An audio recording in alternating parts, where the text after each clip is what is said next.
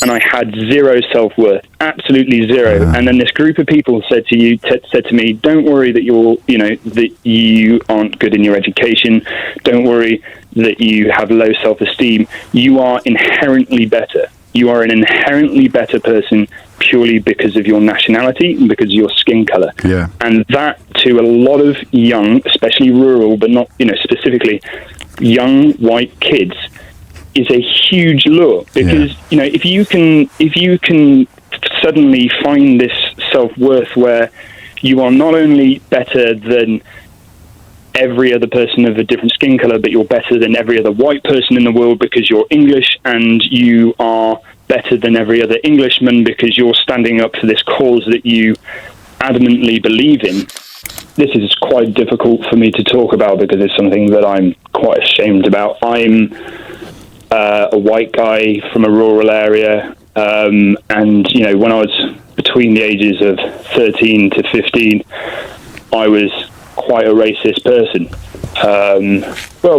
Maybe even older, and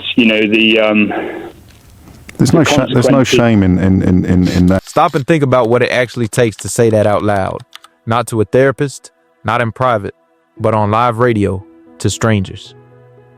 Most people spend their whole lives defending the version of themselves they'd rather believe in. And Charlie's doing the opposite. Here's the thing people miss. It's easy to call this ignorance. But ignorance isn't stupidity. It's just an empty room nobody ever walked into. Fill that room with newspapers that only ever mention someone's race when they're the criminal, never when they're the hero. And you don't even need malice to build a racist.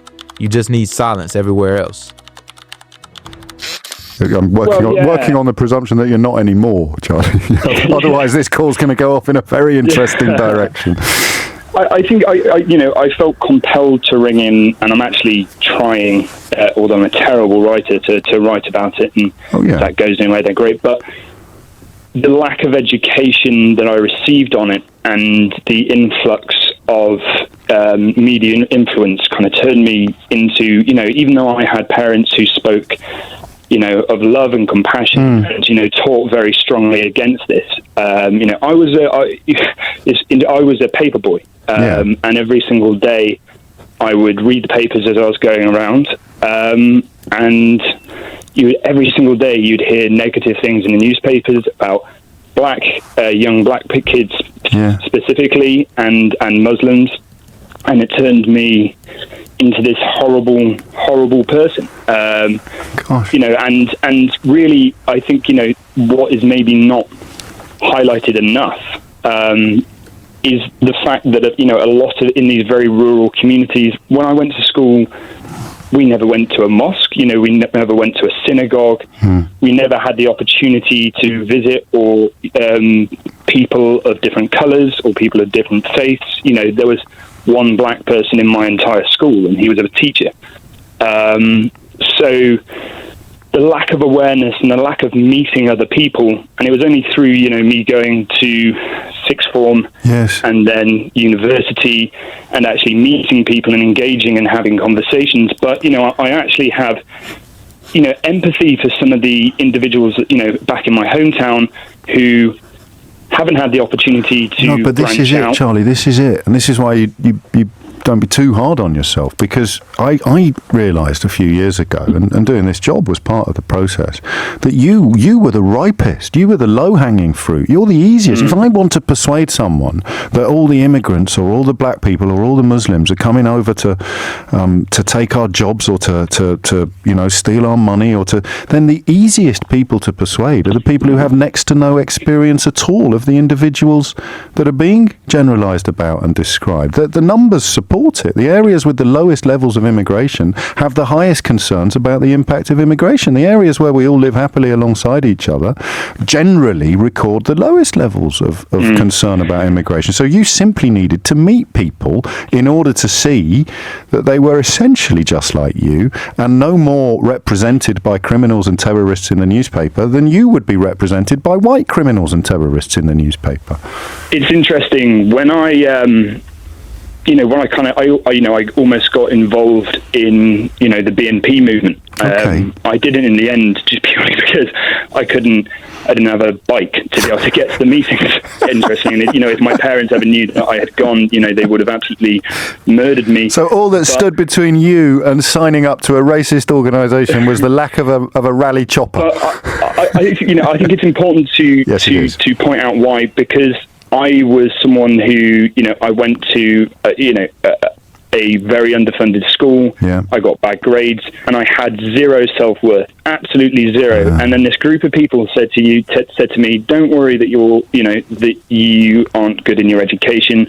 Don't worry that you have low self-esteem. You are inherently better. You are an inherently better person purely because of your nationality and because of your skin color." Yeah. And that, to a lot of young, especially rural, but not, specifically young white kids, is a huge lure, because if you can suddenly find this self-worth where you are not only better than every other person of a different skin color, but you're better than every other white person in the world because you're English, and you are better than every other Englishman because you're standing up for this cause that you adamantly believe in. Yeah. You're suddenly elevating yourself and your self-worth above thousands, millions of other people. Yeah. And all of a sudden, you were the lowest of the low, but in your own head, everybody. It makes you feel special, and nothing else in your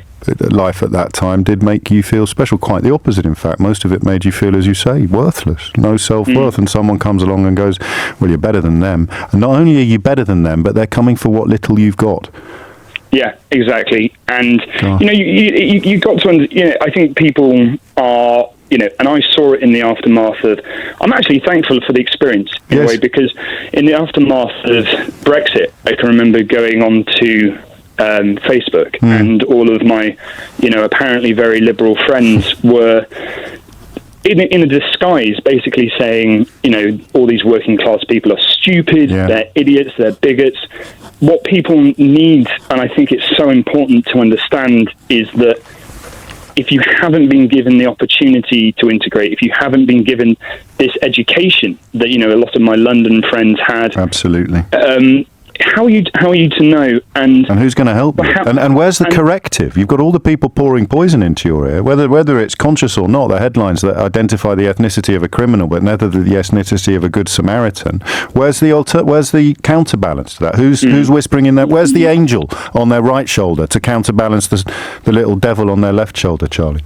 I really implore people to, rather than shout racist, rather than shout idiot, rather than shout stupid or bigot, to try and realize that, if you have that privilege of understanding, I have quite bad ADHD. I find it really hard to just sit down and read a book. If you are someone who has the privilege of being educated, you have the duty.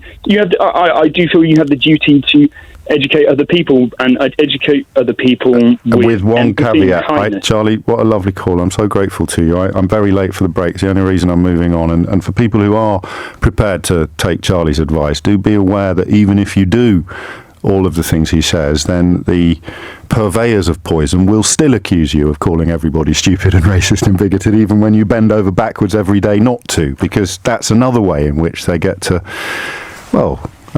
continue the brainwashing, keep the poison in the bloodstream.